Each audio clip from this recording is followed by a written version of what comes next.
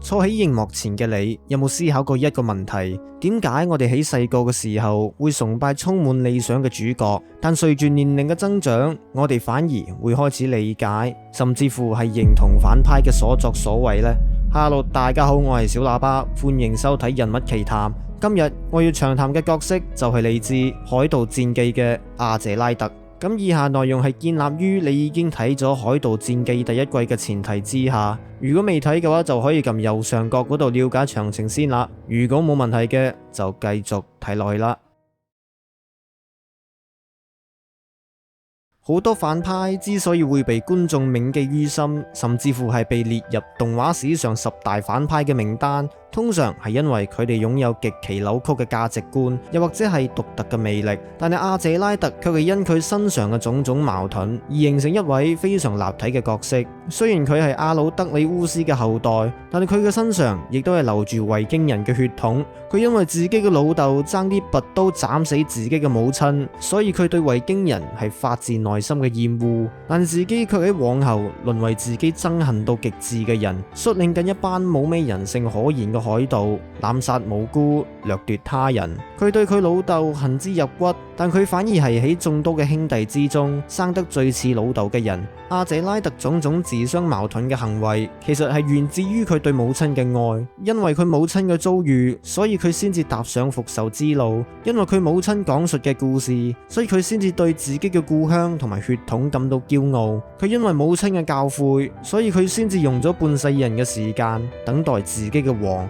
雖然阿謝拉特因為佢母親精神分裂，誤以為自己嘅仆街老豆係阿魯德里烏斯嘅原因，所以就唔再相信神話，唔再相信阿魯德里烏斯會從阿亞隆歸來，復興古不列顛嘅傳說，並且喺年少嘅時候領悟到，能夠改變一切嘅唔係神明，唔係英雄，而係凡人嘅道理，所以佢先至變成一位不折不扣嘅現實主義者。但係佢亦都明白，母親堅信阿魯德里烏斯嘅傳說係佢作出反抗嘅唯一途徑，所以佢一直都記住母親嘅教誨。一旦王一歸來，就要成為王嘅左右手。所以阿謝拉特就用盡自己嘅一生等待自己嘅王，一等就等咗30年。阿謝拉特就喺一場暗殺行動遇到一位與眾不同嘅維京人托爾茲。同自己一樣，托爾茲都係睇穿咗戰爭同埋暴力嘅荒謬，但係礙於兩人喺性格上嘅不合，同埋托爾茲對於逃離殺戮嘅決心，阿謝拉特只能夠放棄說服托爾茲成為自己嘅海盜團首領，並且暗殺佢。其實再睇翻第一季，阿謝拉特同托爾茲都係有幾分相似嘅人，唔單止有相近嘅眼光，佢哋對於樂園嘅理解其實都大同小異。托爾茲就從雷夫嘅口中聽到有關文蘭嘅故事，而阿謝拉特就從佢母親嘅口中得知有關自己嘅祖先阿魯德里烏斯收養嘅地方阿亞隆。而兩個和平之地嘅故事亦都係驚人地相似。喺遙遠嘅西方，有片普通人無法抵達嘅彼岸之地，嗰片土地就係英雄阿魯德里烏斯居住嘅樂園。嗰片土地既溫暖又富裕，係一片當地居民能夠長生不老嘅理想國度。你哋再對比翻托爾茲對文蘭嘅敘述，就可以睇得出故事除咗係極度相似之外，兩人亦都係被類似嘅故事深深地影響。只不過就因為各自嘅遭遇，所以兩人就選擇咗截然不同嘅道路。托爾茲因為意識到生命嘅可貴，所以就選擇逃離紛爭；而阿謝拉特就選擇喺戰亂之中尋找能夠保衛故鄉嘅機會。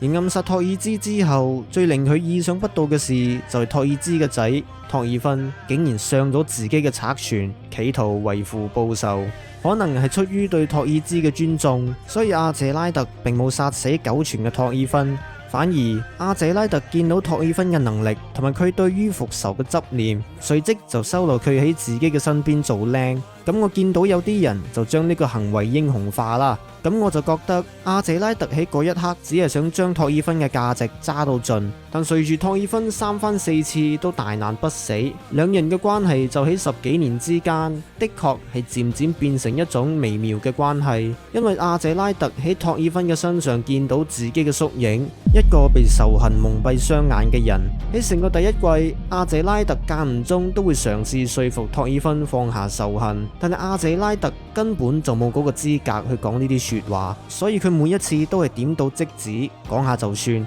直至到第一季嘅第22集，見到托爾芬過咗10年有多，都同年幼時一樣毫無長進，阿謝拉特先至忍唔住向佢講述自己嘅過去，以一個婉轉嘅方式向佢解釋，沉淪於復仇嘅人就只會淪為好似阿謝拉特一般嘅人。喺阿謝拉特帶住托爾芬掠奪英格蘭嘅期間，阿謝拉特亦都迎來人生嘅轉捩點，佢終於都遇到自己嘅王庫努特王子。起初阿謝拉特對佢係唔抱有任何嘅信心，因為庫努特王子既冇王者風範，亦都非常依賴自己嘅隨從拉格納。但係佢就勝在係白紙一張，所以阿謝拉特先至決定將希望寄託喺庫努特嘅身上，企圖將佢塑造成自己理想之中嘅王。同托爾芬相比，阿謝拉特同庫努特相處嘅時間係非常之少，所以我記得有啲人係覺得庫努特喺第一季嘅蛻變係有多少急促。由於拉格納一直作為避風港一般呵護住庫努特，所以阿謝拉特係冇機會好似教導托爾芬一般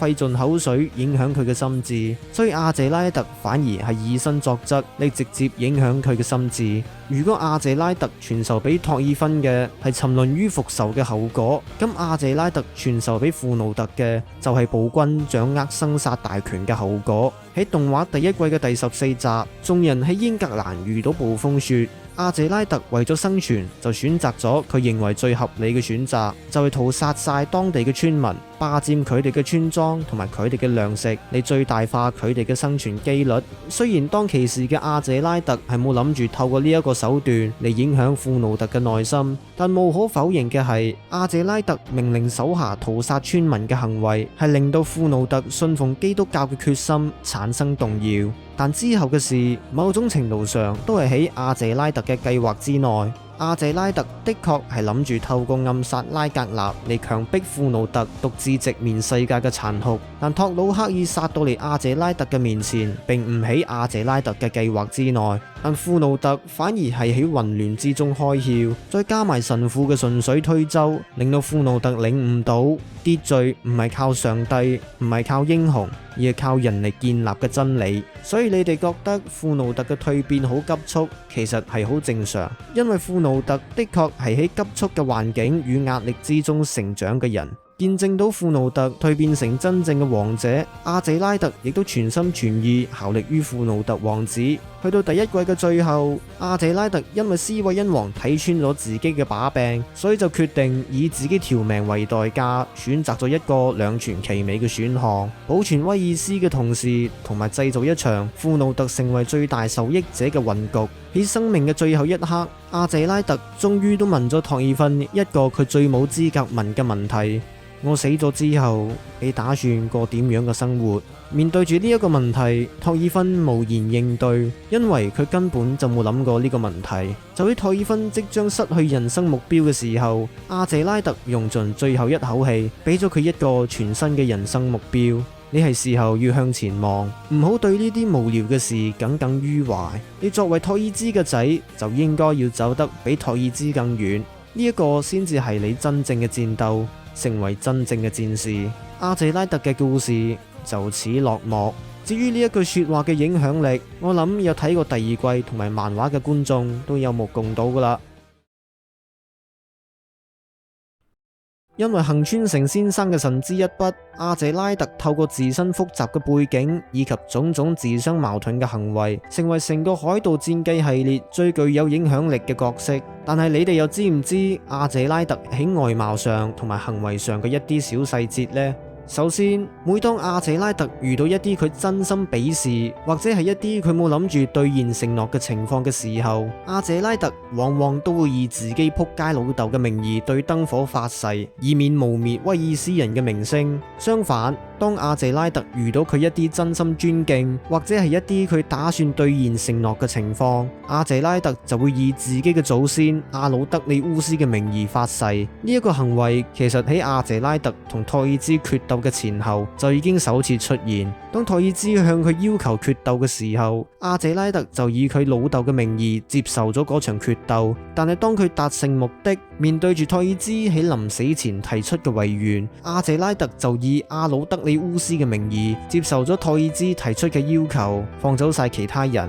咁第二個比較少人提及嘅細節呢，就係阿謝拉特嘅服裝設計。阿謝拉特從初始登場，我哋就已經從佢身上見到種種受到古羅馬帝國啟發嘅服裝設計。第一個最突出嘅元素就一定係佢身上嘅護胸盔甲啦。咁我做咗一啲基本嘅資料搜集，我揾到同阿謝拉特身上最相似嘅盔甲係叫做肌肉胸甲。呢一種胸甲最早可以追溯到去古希臘同埋古羅馬時期。至於準確啲嘅年份，呢一啲就自己揾啦。但係阿謝拉特喺最後兩集着緊嘅白色長袍係一種叫做托加嘅羅馬長袍。咁托加係有分好多種，但係阿謝拉特着緊嘅白色長袍係成年羅馬人喺正式場合先至會穿着嘅衣物。所以阿謝拉特仲未向他人揭曉身世之前，就已經透過自身嘅服裝同埋行為嚟表達出自己對故鄉同埋血統嘅驕傲。但我覺得最值得一提嘅，其實都係阿謝拉特對於古羅馬歷史嘅理解。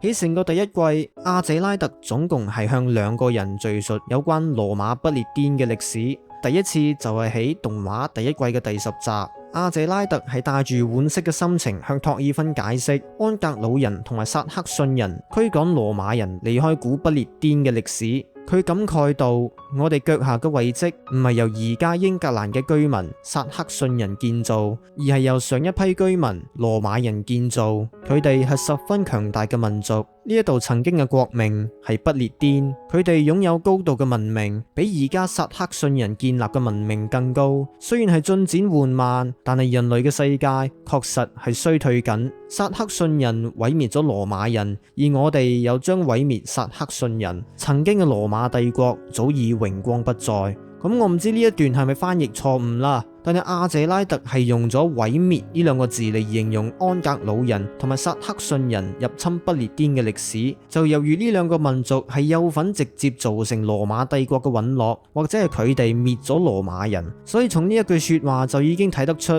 阿謝拉特除咗係對自己嘅民族嘅文化係有一定嘅研究之外，阿謝拉特亦都將自己嘅主觀同埋偏見融入於自己對歷史嘅理解。但係我哋可以再睇埋下一個互動先至再落定論。喺第一季嘅第16集，嗰集係有一場審問安格魯人嘅氣氛。當嗰位安格魯人喺痛苦之中大叫所有丹麥人都應該落地獄，並且叫佢哋攔出佢哋嘅土地嘅時候，阿謝拉特仿佛係羅馬人上身，即興教翻場歷史堂。呢一片土地一開始根本就唔屬於你哋，呢片土地嘅原居民係凱爾特人，係而家威爾斯人嘅祖先。隨後羅馬人登陸，成為咗統治者，同凱爾特人共存，並且將智慧、文化同埋技術傳授俾佢哋。羅馬人離開後，你哋安格魯人同埋薩克遜人先至嚟到呢一度，但係你哋唔單止冇俾任何嘅益處俾凱爾特人，仲將佢哋驅趕到去荒蕪之地，獨佔呢片富裕嘅平原。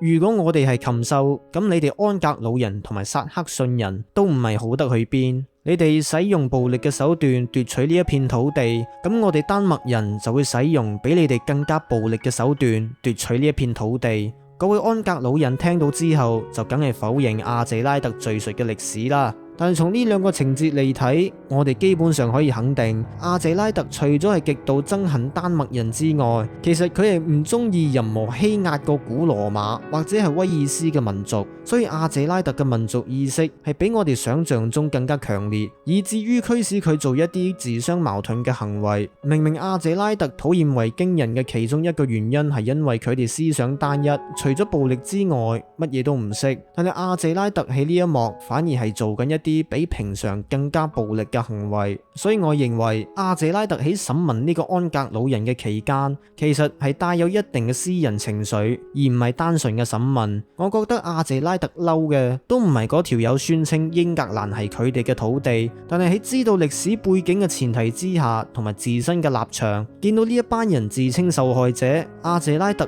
可能係打從心底對呢一班人感到反感。所以阿謝拉特少數懷有正面嘅特徵都係含有一定程度嘅惡喺裏面。所以點解我哋隨住年齡嘅增長，我哋會逐漸理解，甚至乎係認同反派嘅所作所為呢？每個人面對住呢一個問題都有唔同嘅答案，但係我嘅答案係，因為佢哋往往就係最寫實、最具有人性嘅一班人。佢哋滿身缺陷，喪盡天良，但係佢哋大多數都有個共通點，就係佢哋都係現實主義者。喺一個充滿禽獸嘅世界之下放下刀槍，你又做得到咩？阿謝拉特唔係冇崇高嘅理想，佢希望守護母親嘅故鄉嘅同時，希望世界會變得更美好。但係佢清楚，要達到呢一啲目的嘅代價實在太大，唔係一個可以靠上帝或者係英雄達成嘅理想，因為上帝喺佢嘅眼中根本就唔存在。英雄曾經都係人，如果阿魯德里烏斯真係喺極樂之地休養緊嘅話，佢根本唔會想踏入呢片土地半步，所以阿謝拉特先至決定成為時代洪流之中嘅醜人，背負住殺人犯同埋弑君者嘅罪名嚟達成崇高嘅目標。如果你問我認唔認同阿謝拉特嘅所作所為呢？咁我哋而家企喺道德嘅頂端嚟判斷嘅話，咁就梗係唔認同啦。但係阿謝拉特對於母親同埋故鄉嘅愛，係一個我哋都可以真心崇拜同埋尊敬嘅一面。咁而家嘅你哋又會崇拜滿腔熱血理想嘅主角，又或者係現實到極致嘅反派呢？記得喺留言區嗰度留低你哋嘅睇法啦。